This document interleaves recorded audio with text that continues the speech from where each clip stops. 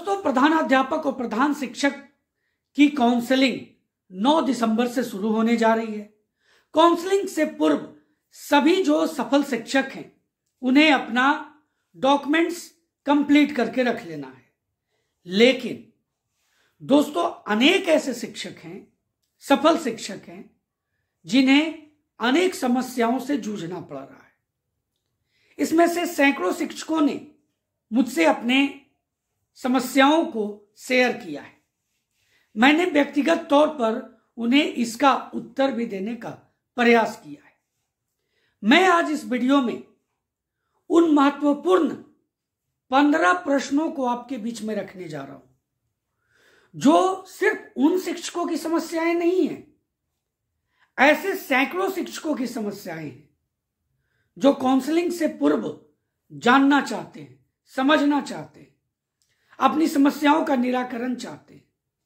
दोस्तों, मैं आज इस वीडियो के माध्यम से आपको अपने स्तर से उन समस्याओं को हल करने का प्रयास करूंगा। बहुत ही महत्वपूर्ण वीडियो है सभी शिक्षकों के लिए, काउंसलिंग में जाने वाले जितने भी सफल शिक्षक हैं उन सभी के लिए। दोस्तों, चैनल पर नए हैं या अभी तक चैनल को सब्सक्राइब नहीं किया है तो जल्दी से चैनल को सब्सक्राइब कर लें, अधिक से अधिक शेयर कर दें ताकि जिनकी भी इस तरह की समस्याएं हैं वो दूर हो जाए।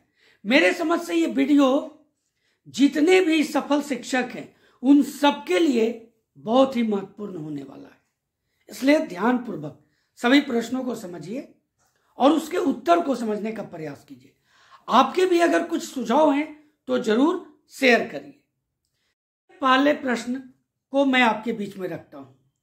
उन्होंने पूछा है कि सर, फाइल जो बनानी है वो वाटरमार्क का फोटोकॉपी करवाना करके रखना है फाइल में, या फिर मूल सर्टिफिकेट का फाइल बनाना है।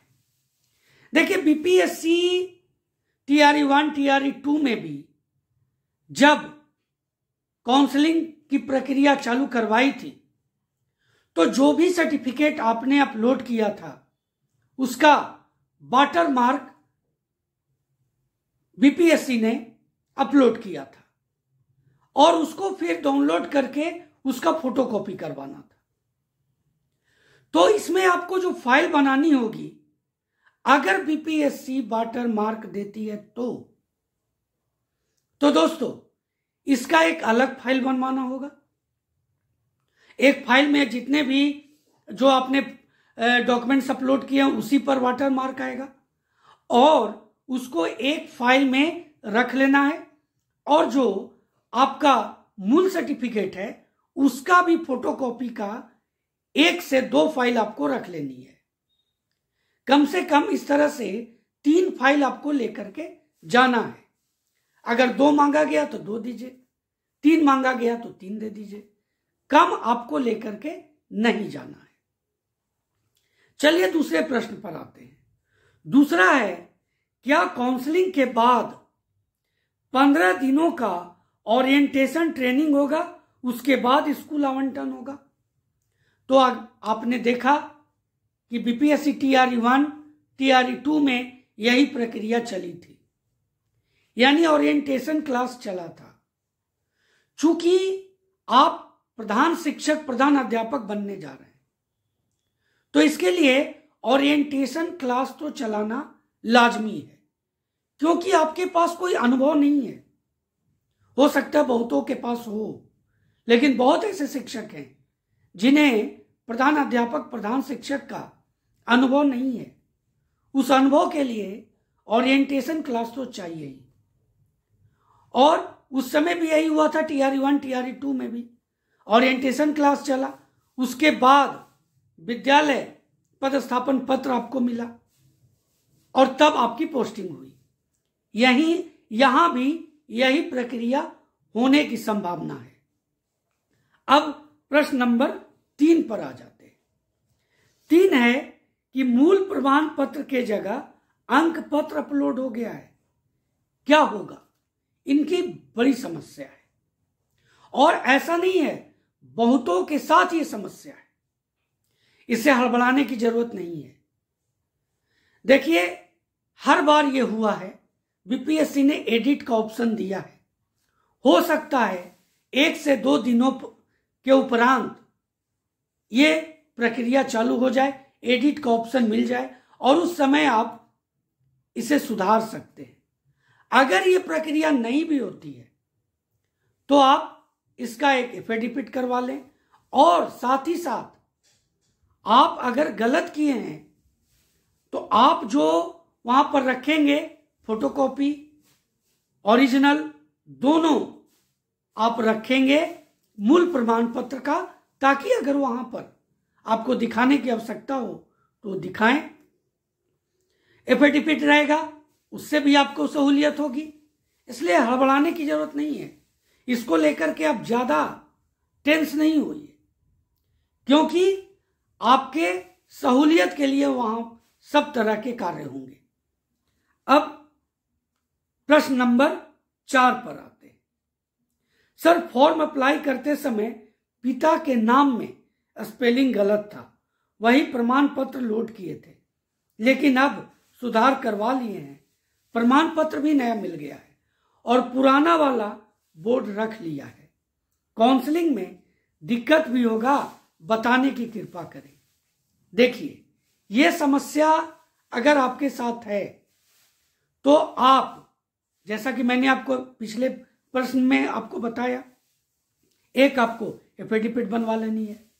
दूसरा, अब आपके पास पुराना तो है नहीं, वो तो आपके अनुसार वो बोर्ड ने जमा ले लिया है, तो आप नया वहां पर देंगे और एक एफिडेविट के थ्रू ये सिद्ध होगा कि आपने जो पुराना अपलोड किया वो भी आपका था और ये जो नया बोर्ड की तरफ से आपको दिया गया ये भी आपका है और बोर्ड का रिसिप्ट भी आपके पास रहेगा ही।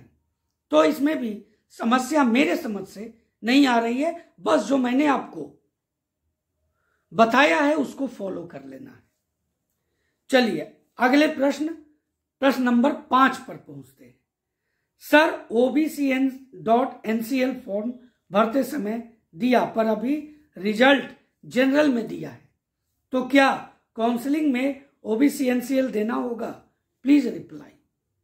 ये OBC के साथ, EBC के साथ, EWS के साथ, सबके साथ ये है और ये समस्या है और उनका जो रिजल्ट है जनरल में है, तो यहां भी गड़बड़ाने की जरूरत नहीं है। आपने जो अपलोड किया है उसे तो लेकर के जाना ही होगा, नया बनाने की आवश्यकता नहीं है। अगर नया बना भी लें तो कोई समस्या नहीं है, लेकिन अगर आपके पास जो अपलोड किया है आपने वो है तो कोई भी दिक्कत आपके साथ नहीं होगी। ये सबके साथ अप्लाई होगा, चाहे EWS से हो, OBC से हो, EBC से हो, तो उनके साथ ये समस्या नहीं होगी। बस जो अपलोड किया वो साथ में रहना जरूरी है। प्रश्न संख्या 6 पर आते हैं। मैं पहले नियोजित टीचर था, 10 वर्ष सर्विस के बाद TRE 1 में चला गया। अब प्रधान शिक्षक में कोई दिक्कत तो नहीं होगी? क्या दिक्कत होगी? आप पहले नियोजित थे, फिर TRE 1 में गए, BPSC से बहाल शिक्षक, आप विद्यालय अध्यापक बने, अब आप प्रधान शिक्षक बन रहे हैं, आपका प्रमोशन हो रहा है, तो यहां कौन सी समस्या होगी? किसी भी तरह की समस्या नहीं होगी। अगर आपको वेतन संरक्षण, आपको सेवा निरंतरता, अगर कुछ भी लागू होती है गवर्नमेंट के थ्रू तो ये आपको दे होगा, इसलिए आपको कोई परेशानी नहीं होने जा रही है। प्रश्न संख्या 7, क्या सक्षमता, बहुत इंपॉर्टेंट है ये, क्या सक्षमता और प्रधान शिक्षक के काउंसलिंग में कुछ अंतर होगा या उसी प्रकार डिफिकल्ट होगी? देखिए, BPSC के थ्रू जो भी काउंसलिंग हुई वो मैन्युअली हुई। आप फाइल ले गए, वहां जो भी आपने अपलोड किया वो वहां पहले से वाटरमार्क के थ्रू देख लिया गया और वाटरमार्क के थ्रू ही आपका मिलान हुआ। और सक्षमता में भी यही हुआ, जो आपने अपलोड किया उसी को देखा गया। यहां भी वही होगा, जो आपने अपलोड किया है वही देखा जाएगा, इससे कुछ इतर मांगा भी आपसे शायद नहीं जाएगा। तो घबराने की जरूरत नहीं है, कोई डिफिकल्टी नहीं होने जा रही है। सिंपल सा एक काउंसलिंग होगा, उसमें आपको कोई समस्या ये नहीं होनी चाहिए कि आप कोई डॉक्यूमेंट्स ले जाना भूल जाएं या कोई मिसप्लेस हो जाए। अगर इस तरह की समस्या होती है तब दिक्कत होगी। अगर आपके पास सभी डॉक्यूमेंट्स अवेलेबल हैं तो समस्या नहीं होगी। अब नेक्स्ट क्वेश्चन आते हैं, क्वेश्चन नंबर 8। सर, मैं जिस जिला में हूं क्या उसी जिले का प्रधान शिक्षक बनूंगी? मुझे दूसरा जिला जाना था, क्या ऑप्शन मिलेगा? यह उम्मीद है दोस्तों। मैं आपको बता दूं, मैम अगर आपने ये प्रश्न पूछा है तो मैं आपको बता दूं कि ये उम्मीद है आपसे जिले का ऑप्शन मांगा जाएगा प्रधान शिक्षक के रूप में। आपसे जिले का ऑप्शन मांगा जाएगा, और पहले नहीं मांगा गया है लेकिन अब मांगा जाएगा, ये पूरी संभावना है। उस समय आपको जिस जिला में जाना है उस जिला का ऑप्शन नंबर 1 में दें। आप समझते हैं कि मुझे फर्स्ट चॉइस मिलेगा, सेकंड चॉइस मिलेगा। आप अपने रैंक के आधार पर समझ लें और उसी तरह से इसका एक सीरियल बना लें। चलिए अगले प्रश्न पर आते हैं। सर, स्नातक मूल प्रमाण पत्र अभी तक नहीं आया है, क्या एफिडेविट से काउंसलिंग हो जाएगा? 2010-13 सेशन है, उस समय प्रोविजनल नहीं मिलता था सर।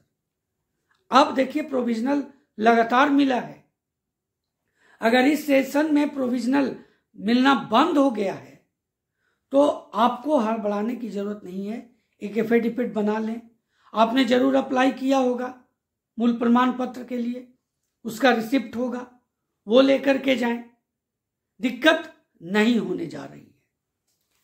चलिए अब क्वेश्चन नंबर 10 पर आते हैं।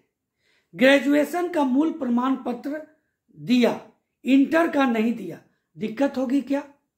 अब आप जरा सोचिए, इंटर का आपके अगर मूल प्रमाण पत्र नहीं दिया है, प्रोविजनल होगा आपके पास।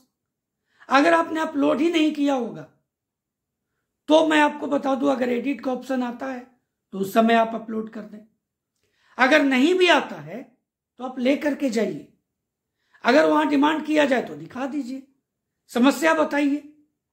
ऐसा मैंने देखा है कि बीपीएससी के काउंसलिंग में इन सब चीजों को ध्यान में रखा गया है, इसलिए आपके साथ भी कोई दिक्कत नहीं होगी। अब बात करते हैं क्वेश्चन नंबर 11। सर, मैं TGT 6 to 8 का टीचर हूं, 2014 से PG BEd BTED 6 to 8 का शिक्षक हूं। क्या मैं बीपीएससी हेड टीचर ज्वाइन करूं?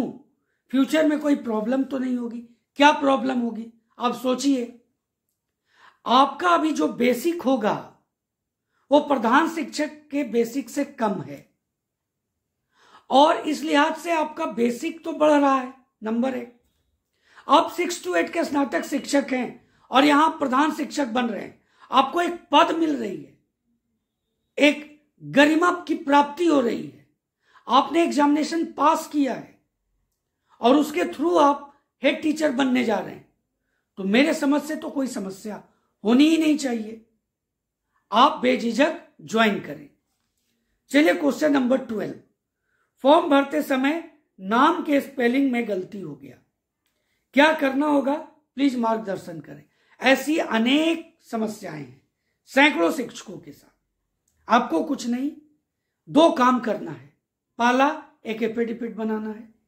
दूसरा, बीपीएससी के साइट पर जाकर के ईमेल पर जाकर के आपको एक मेल कर देना और उसका स्क्रीनशॉट रख लेंगे, ताकि जब वहां आप काउंसलिंग में जाएं तो ये आप दिखा करके अपने आप को प्रूव कर सके। इसलिए ये 2 चीजें ध्यानपूर्वक आप कर लें। Question number 13। Bank passbook update रखना है? बिल्कुल भी नहीं। बैंक पासबुक आपसे क्यों मांगा गया है? ताकि आपका अकाउंट नंबर क्लियर रहे, साफ तरह से दिखाई दे। ये नहीं कि आप कहीं अंकित कर दें और अंकित करने के उपरांत कुछ डिजिट इधर का उधर हो जाए तो समस्याएं उत्पन्न होती है। इसलिए बैंक पासबुक का डिमांड किया जा सकता है। क्वेश्चन नंबर 14 देखते हैं। प्रधान शिक्षक के लिए क्या काउंसलिंग से पहले नियोजन इकाई से एनओसी प्रमाण पत्र बनाना जरूरी है? कृपया बताने का कष्ट करें। देखिए, एनओसी की आवश्यकता आपको ज्वाइनिंग के पूर्व होगी।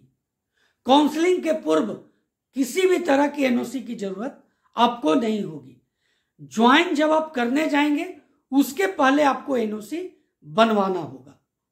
इसलिए काउंसलिंग के पहले ये सब समस्याओं में आप ना पड़े। क्वेश्चन नंबर 15, मैंने अपॉइंटमेंट लेटर नहीं लगाया है, अब क्या करना होगा? आपने अनुभव प्रमाण पत्र तो दिया होगा। अगर आपने अनुभव प्रमाण पत्र दिया है, अपॉइंटमेंट लेटर नहीं लगाया है, तो अगर बीपीएससी एडिट का ऑप्शन देती है तो आप वहां एडिट के थ्रू आप इसको अपलोड करेंगे। देखिए, एक चीज और मैं आपको बता दूं, जो भी चीजें आप अपलोड करिएगा उन सब पर आपको दोस्तों गस्टेड ऑफिसर से वेरीफाई करवाना होगा और तब उसको अपलोड करना होगा। इसलिए अगर आपने ये सब चीजें नहीं किया है तो ये सब चीजें आप करवा करके फिट रखिए ताकि अपलोड करने में आपको वक्त ना लगे। तो आप ले करके भी जाएं। अगर आप बीपीएससी एडिट का ऑप्शन नहीं भी देती है तो आप रख लें, गस्टेड ऑफिसर से उसको वेरीफाई भी करवा लें, और जब जरूरत पड़े आपसे डिमांड किया जाए तो वहां पर रख दें, दिखा दें। तो इस तरह से आपके सभी जो महत्वपूर्ण प्रश्न थे वो मैंने आपके बीच में रखा। उम्मीद है आपकी समस्याओं का अपने स्तर से मैंने निराकरण किया। कितना किया आप जरूर कमेंट करेंगे। चैनल को जल्दी से सब्सक्राइब कर लें अगर अभी तक चैनल को सब्सक्राइब नहीं किया है, या अगर चैनल पर नए हैं तो। और मैं कह रहा हूं अधिक से अधिक शेयर कर दें ताकि सभी के पास जिनके भी इस तरह की समस्याएं हैं वो दूर हो जाए। तो चलिए मिलते हैं अगले वीडियो में, तब तक के लिए जय हिंद।